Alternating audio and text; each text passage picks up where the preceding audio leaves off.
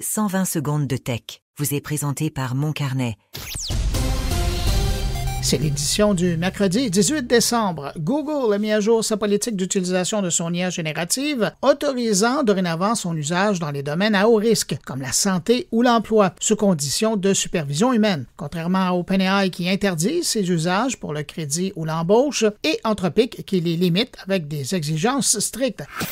Apple Intelligence, le nouvel outil d'IA intégré aux appareils de nouvelle génération d'Apple, commence à montrer des failles avec des hallucinations problématiques. L'IA aurait déjà incorrectement résumé des notifications générant de fausses informations sur des sujets sensibles, par exemple qu'un suspect s'était suicidé dans un article de la BBC ou annonçant l'arrestation de Netanyahou à tort. Apple n'a pas encore réagi. Le fabricant chinois OnePlus annonce le lancement international de son OnePlus 13 pour le 7 janvier prochain, avec une commercialisation dès les premiers jours de l'année. Et si on se fie à son cousin déjà disponible sur le marché chinois, l'appareil devrait faire tourner des têtes. La marque devrait également dévoiler une version bleue des écouteurs Buds Pro 3.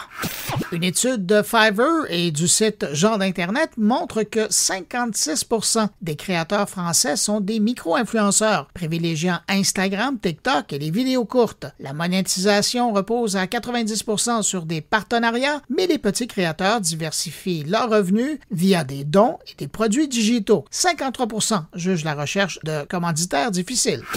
Mondelez, le propriétaire d'Oreo, dit utiliser maintenant l'IA pour créer de nouvelles recettes de collation. Son outil analyserait des critères comme le goût, l'arôme et l'apparence, tout en optimisant les coûts, l'impact environnemental et la valeur nutritionnelle. Le fabricant affirme que cette nouvelle approche accélère le développement de produits de 4 à 5 fois, tout en maintenant des tests de dégustation pour valider les résultats. Et puis en terminant, selon une enquête de l'Institut Reuters en 2024, TikTok et X sont les plateformes où il est le plus difficile de distinguer les vraies informations des fausses nouvelles, avec environ 25% des utilisateurs en difficulté. Facebook et Instagram suivent de près avec 21% et 20% de difficulté. À demain! Pour suivre l'actualité numérique en profondeur, abonnez-vous à Mon Carnet. Articles, entrevues, discussions et réflexions sur le monde numérique vous y attendent. moncarnet.com